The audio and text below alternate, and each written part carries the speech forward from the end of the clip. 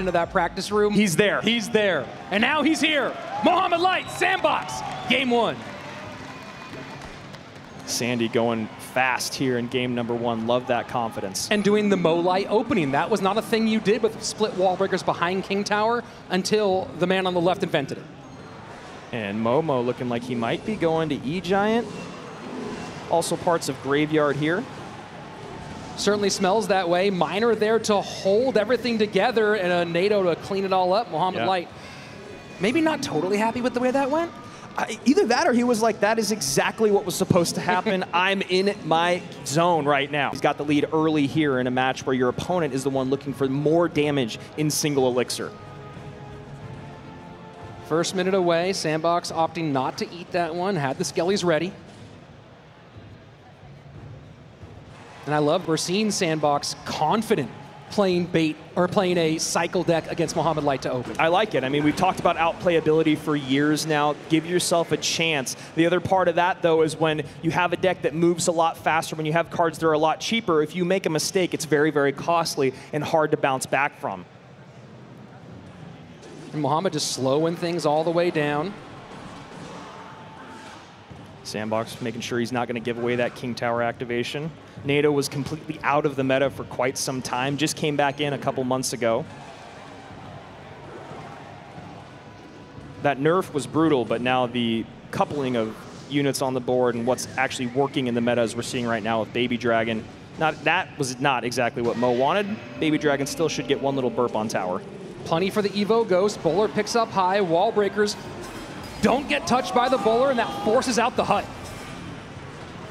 And Minions doing some work here. Evo Knight, though, should be able to clean most up. Man, that Royal Ghost just does so much damage. And as we saw in that last matchup, as actually we've seen all day, you never want to let that Royal Ghost go invisible again. This time switching sides. Miner to the back for Sandbox. And there's the E-Giant. E-Giant's not going to touch the breakers, though. NATO for King Tower activation. Cannon going right into a Baby Dragon, though. That is not what Sandbox wants. And Minions putting in work. That range buff so effective against the E-Giant when before it was completely useless to play Minions on top of an E-Giant. Or near it, I should say.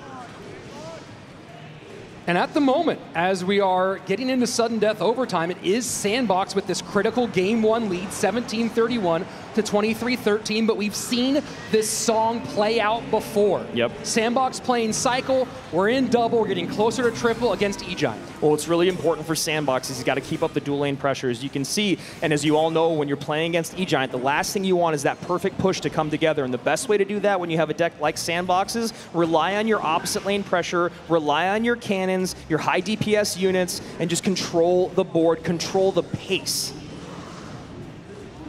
Bar barrels have been really nice for Sandbox so far. Mo sets up Bowler one more time to the left. Baby Dragon has to get kited by that Miner. Minions come down. Minions going to get cleaned up for the most part with that Baby Dragon shot. And Evo Miner in front. There you go. An odd high cannon there. You think that's going to be sniped off the board.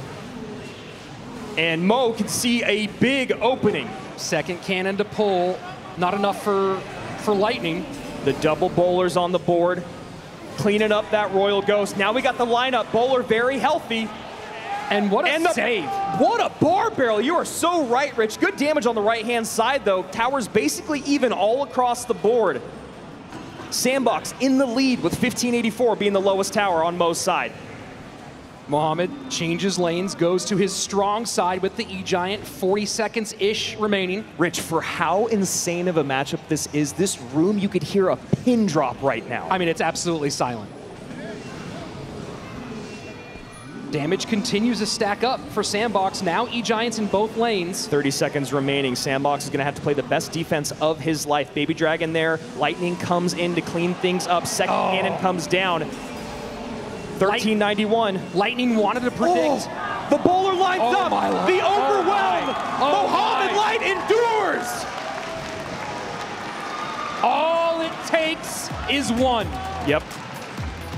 That is the thing when you play decks like Sandbox coming your way.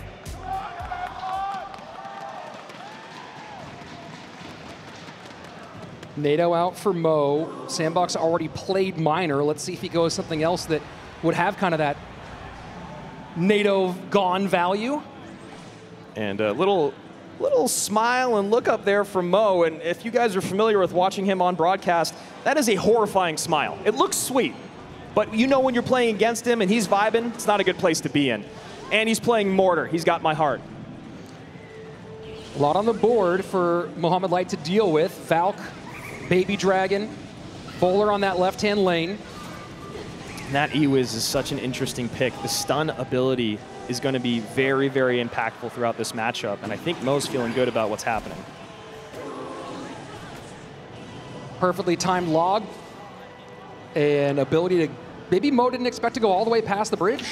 But that Bomber just walks off into no man's land. Cannoneer going to clean things up, and that Boss Bandit putting in some nice work. Going to be a good King Tower activation here from Sandy.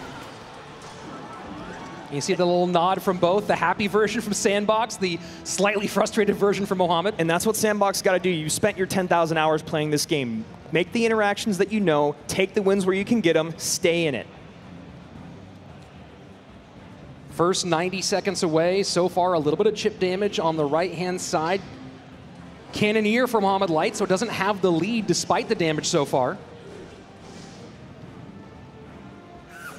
And Berserker, such a great card in the game. So strong defensively, has enough HP to kite units like this Baby Dragon away. Mo's happy to take that fireball damage, and now we've seen the full deck come together here for Mohamed Light. And very interesting, kind of this Mortar spammy combination. Dash 2 gets on the Valk. Yeah, it's so interesting. You can get the Boss Bandit to come in and create space, get some damage in, and right there, huge damage. Boy. And that's exactly what I was just about to talk about. As soon as it starts, it's over. 204 remains. He's got Fireball. He's got Log. And if anyone can defend for 40 seconds, it's Mohamed Light. Yeah, trying to break through against a Mortar on top of all that. The E-Wiz for the stun.